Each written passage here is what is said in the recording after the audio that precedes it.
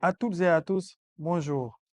Aujourd'hui, encore une fois de plus, nous avons le plaisir d'accueillir le docteur Mamadou Siré Diallo, responsable du renforcement de capacités dans le secteur des ressources naturelles et des ressources extractives au niveau de l'ALSF. Alors, docteur Diallo, pouvez-vous vous présenter votre parcours? Merci beaucoup. Merci à Hornoir Afrique. Je suis Diallo Mamadou Siré. Mhm, Je suis docteur en droit mhm, de l'Université Clermont-Auvergne et l'Université Cheikh Anta Diop. mhm. Je suis actuellement responsable des renforcements de capacités pour le secteur des ressources naturelles et industries extractives Mhm. à la Facilité africaine de soutien juridique. Avant de rejoindre la facilité, j'ai travaillé dans des cabinets de conseil. J'ai été conseiller aussi pour le gouvernement, pour le ministère du Plan. Euh, j'ai travaillé aussi avec des cabinets d'avocats avant de rejoindre la facilité. D'accord. On a vu que vous avez eu un parcours très riche avec l'ALSF, FERDI, Sofreco, le ministère du Plan que vous venez de citer. Alors, qu'est-ce que ces expériences vous ont apporté dans votre approche dans le droit minier? Ce sont toutes des expériences très enrichissantes euh, parce que le secteur minier, c'est un secteur qui est névralgique pour les États africains et qui est très important pour le privé aussi et qui a une valeur géostratégique aussi sur le plan international. Donc, le fait de passer d'abord à travers des cabinets d'avocats, ensuite des cabinets de consultants, ensuite du côté de l'administration publique, notamment au ministère du Plan et de la coopération internationale en Guinée, et par la suite au sein d'une organisation internationale telle que la Facilité africaine de soutien juridique. Mm. Ça m'a permis d'avoir une lecture globale du secteur minier, de connaître quels sont les enjeux, aussi bien pour un investisseur privé euh, en termes de rentabilité, mais aussi quels sont les enjeux pour l'État en termes de mobilisation des ressources, par exemple. Quels Mhm. sont les enjeux aussi, parce que j'ai aussi été dans la société civile, notamment l'ARADO et avant ça le GDH. Donc, quels sont les enjeux aussi pour la communauté impactée, pour les acteurs locaux notamment. Ça me permet aujourd'hui d'avoir une lecture holistique Mhm. du secteur minier et d'appréhender chaque question en intégrant aussi bien l'approche euh, d'une partie que de l'autre. Donc, Ah, ça permet vraiment cette lecture globale. d'accord. En tant que responsable des renforcements de capacité pour le secteur extractif à l'ASF, en quoi consiste réellement votre rôle, on va dire? Le renforcement du capacité est un élément très important du travail de la Facilité africaine de soutien juridique. Euh, Nous faisons essentiellement un travail de conseil auprès des États qui s'engagent dans des opérations transactionnelles avec des investisseurs privés dans le secteur des ressources naturelles et industries extractives et dans d'autres secteurs. Et le renforcement de capacité est très important parce qu'il appuie à la fois les projets de conseil, mais il peut aussi être déployé auprès d'un État qui en fait la demande à titre principal. Et donc, nous savons que pour les administrations africaines, la question du renforcement de capacité est une question extrêmement importante. D'abord, pour donner tout le contenu au dispositif législatif et pour permettre donc aux États de mobiliser, par exemple, les recettes qui sont escomptées sur le secteur. Donc, le renforcement de capacité permet de faire du monitoring, du suivi des obligations des sociétés minières et de prendre en compte les enjeux contextuels ou structurels, notamment du secteur des ressources naturelles et autres. Et ça permet de répondre à des besoins fondamentaux et d'avoir une réponse adaptée à chacun des États compte tenu de son contexte, de sa trajectoire politique et de sa réglementation interne. Mhm. L'ALSF a publié à Aujourd'hui, ce jour comment 4 manuels de l'ALSF référence dans le aide-t-elle secteur les minier. États à Alors, en pourquoi faire de ces outils véritables leviers étaient-ils de nécessaires pour développement les local? États africains? Ce sont des outils qui sont très importants. Nous les appelons chez nous des instruments de savoir, des instruments de connaissance. Comme on l'a dit, pour nous, la LSF, il faut répondre aux besoins des États de façon pratique en leur donnant des outils qui sont déployables, entre guillemets, de façon très facile, donc de façon pratique. Sur chacun de ces ouvrages, on a essayé de répondre à une obligation, à une interrogation expresse et partagée au niveau des États. Un manuel, par exemple, peut-être que nous aurons l'occasion de revenir, mais un premier manuel sur sur la participation de l'État. D'ailleurs, même, je voulais en venir, excusez-moi de vous couper, sur cette partie-là. Donc, on a vu que le premier manuel porte sur la participation des sociétés, dans des sociétés minières. Alors, d'où ma question, quels pièges les États doivent-ils éviter dans ce type de contrat, par exemple? C'est très important parce que on va dire que c'est une approche pas si nouvelle que ça, mais quand on a une lecture euh, plus ancienne du secteur minier, on sait que la participation de l'État dans les opérations minières n'est pas quelque chose qui a toujours existé. Donc, c'est quelque chose, c'est une sorte d'innovation. On passe d'un État actif à un État opérateur, à un État qui s'engage davantage, qui est beaucoup plus dynamique dans la valorisation de ses ressources. Donc, la participation de l'État, déjà, généralement, au niveau des législations, on a des fourchettes, hein. On dit que c'est une participation entre 5 ou 15% selon les États, et que c'est une participation qui est gratuite. Il faut voir qu'est-ce que ça veut dire, et que c'est une participation qui n'est pas diluable, par exemple, du fait de mouvements ou de cession au niveau du capital de la société. Mais pour l'État, ce qui est important, c'est qu'est-ce qui implique cette participation. C'est notamment en termes d'accès aux informations stratégiques au niveau de l'orientation de la société minière. C'est accéder à des données géologiques qui sont importantes en étant dans le conseil d'administration. C'est aussi, par exemple, comment est-ce que la participation peut permettre à l'État de résoudre le problème de déséquilibre de l'asymétrie d'information, de l'asymétrie de connaissances, d'anticiper aussi en tant qu'acteur, mais aussi quel est, par exemple, s'il y a des dividendes à partager, comment est-ce que l'État pourrait accéder à ces dividendes? Est-ce que la participation, elle est en nature ou en numéraire? C'est beaucoup de problématiques, mais pour l'État, c'est d'abord régler la question de l'asymétrie d'information, c'est la question de partage de connaissances dans l'opération du secteur, dans l'opérationnalisation du secteur minier.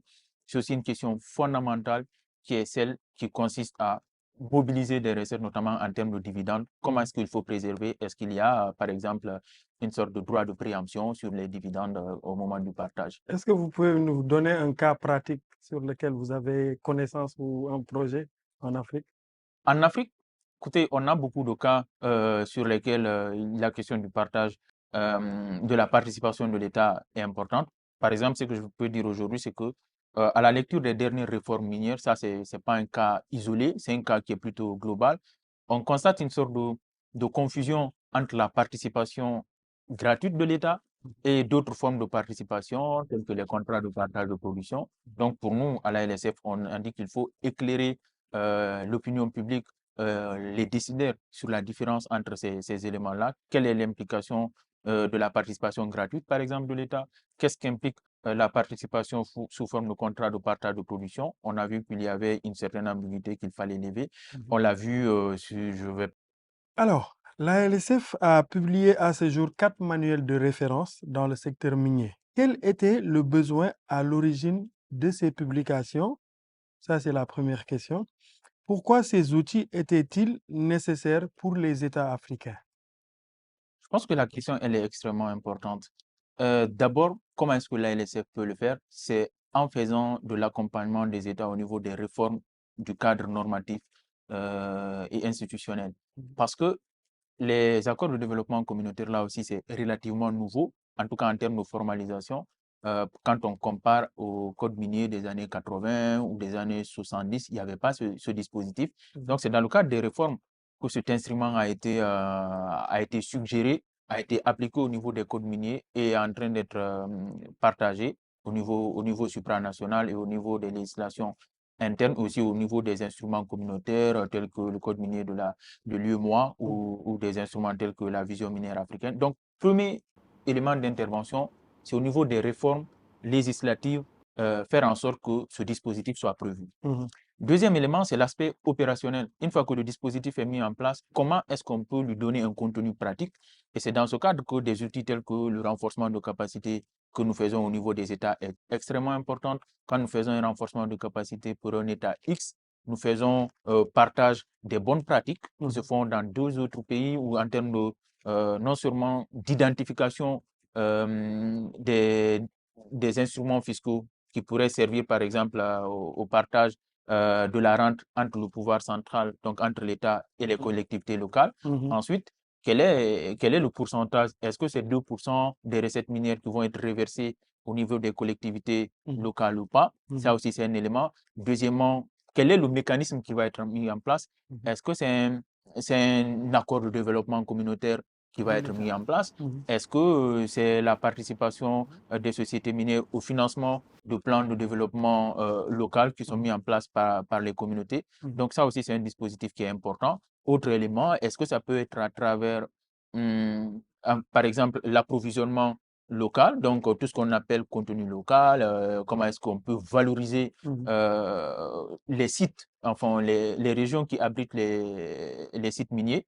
Donc différents mécanismes sont mis en place, ce qu'on Mhm. s'appelle les codes, les instruments d'appui et de péréquation qui sont mis en place au Sénégal. Je sais qu'il y a le dispositif en Guinée aussi, Mhm. qui identifie un certain nombre d'instruments, les redevances minières, les taxes superficielles, qui Mhm. doivent être reversés au bénéfice des collectivités Mhm. à travers un mécanisme de partage qui Mhm. prend en compte aussi bien la cohésion nationale, parce qu'il y a Mhm. un fonds qui est reversé au niveau central, mais il y a un fonds qui alimente directement Les communautés locales les zones abritant le site. impactées. Donc, c'est un dispositif comme ça qui peut être important, Mhm. mais nous, en termes de renforcement de capacité, nous nous assurons que les bons exemples sont partagés Mhm. et que les pièges ou bien les échecs sont vraiment À partagés éviter. aussi et évités par les États. Alors, on va aller sur le manuel qui parle du nerf de la guerre, c'est-à-dire la fiscalité, qui est particulièrement stratégique. On sait que l'évasion fiscale est un défi majeur pour le continent africain. Selon vous, quel mécanisme concret ce manuel propose-t-il pour sécuriser les recettes des États? Écoutez, c'est un manuel aussi qui est important, Mhm. qui est extrêmement important. Il a été publié en novembre 2025.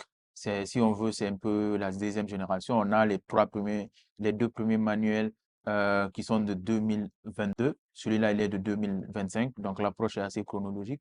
Pourquoi la fiscalité? Parce que, évidemment, on vit un contexte où il y a une sorte de raréfaction des financements extérieurs.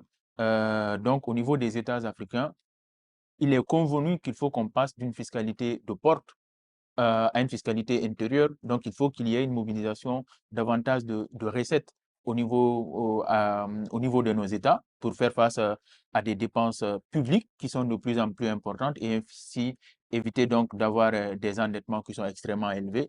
L'endettement, c'est aussi un sujet qui intéresse très bien la NSF. Donc, quel est le défi que relève ce manuel? C'est notamment d'apporter aux États africains une lecture actuelle des enjeux de fiscalité applicables au secteur minier, notamment comment est-ce qu'on peut faire un design fiscal qui est appliqué, avoir un régime fiscal qui est progressif, Mhm. qui en fait est en train qui progresse quand les recettes sont extrêmement importantes et qui s'adapte lorsque nous avons un cours mondial des recettes, par exemple, qui se contracte. Ça, c'est important.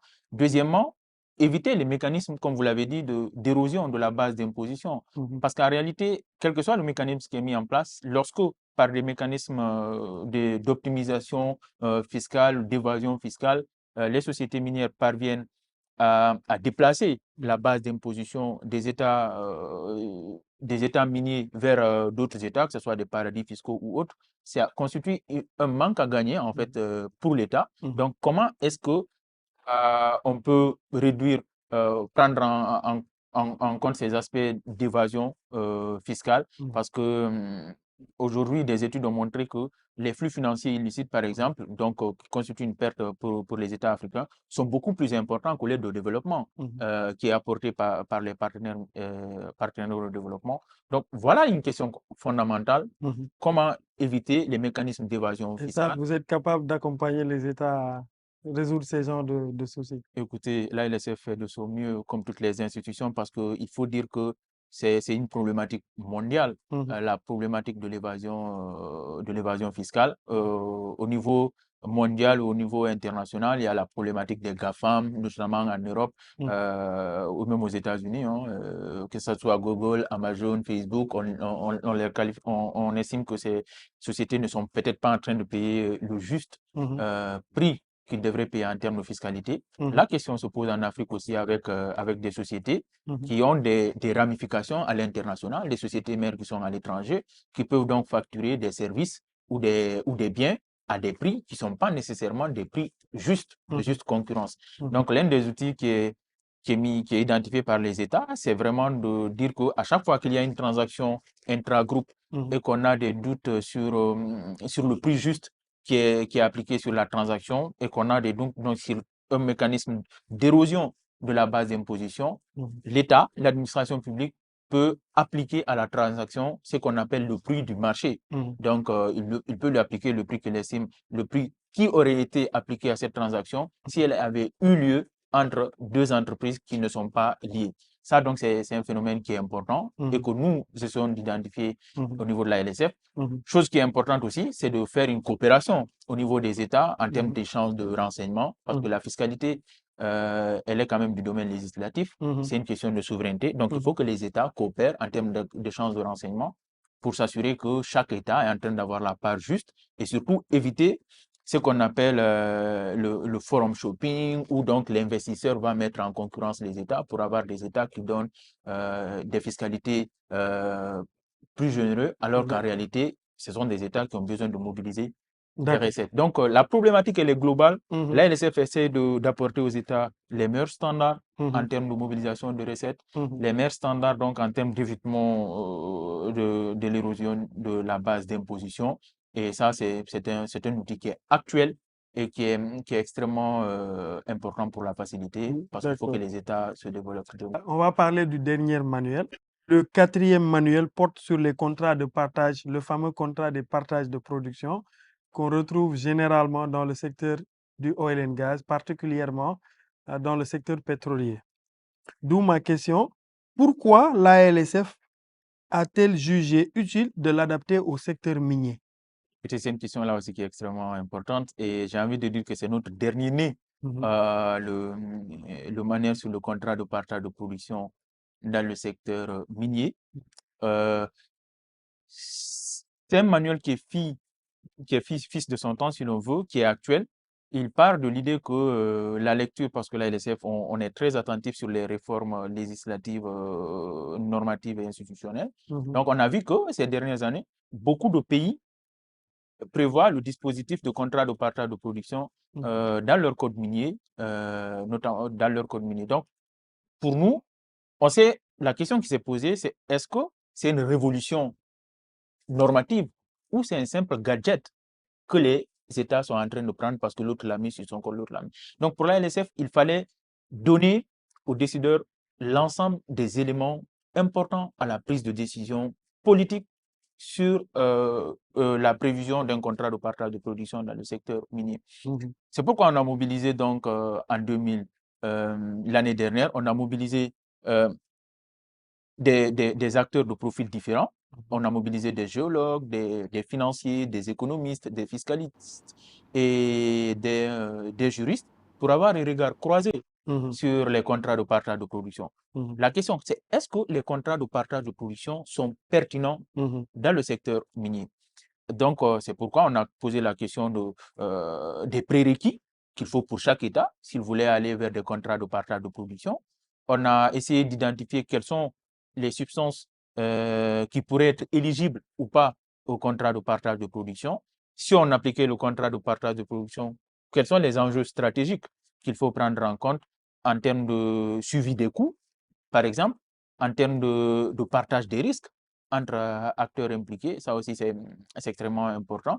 Et on a aussi essayé de mettre en place une sorte de contrat modèle au cas où les États voudraient, parce qu'on a vu que même les États qui ont ce dispositif ont du mal à l'appliquer en réalité. Donc c'est un manuel qui donne un outil de prise de décision aux décideurs politiques, Mhm. mais aussi aux acteurs privés qui investissent dans les États africains pour leur dire, voilà les considérations géologiques, voilà les considérations commerciales, voilà les considérations financières, voilà les considérations économiques et fiscales, voilà les considérations qu'il faut prendre en compte si vous voulez aller vers les contrats de partage de production dans le secteur minier. Mhm. Donc, c'est un mécanisme qui est très important Mhm. et nous le partageons aux États, aux investisseurs pour qu'il y ait une lecture lucide des enjeux autour des contrats de partage de production dans le secteur minier. Alors, le mot de la fin, et aussi quel message donnez-vous à l'endroit des États afin qu'ils puissent solliciter l'appui de l'ALSF?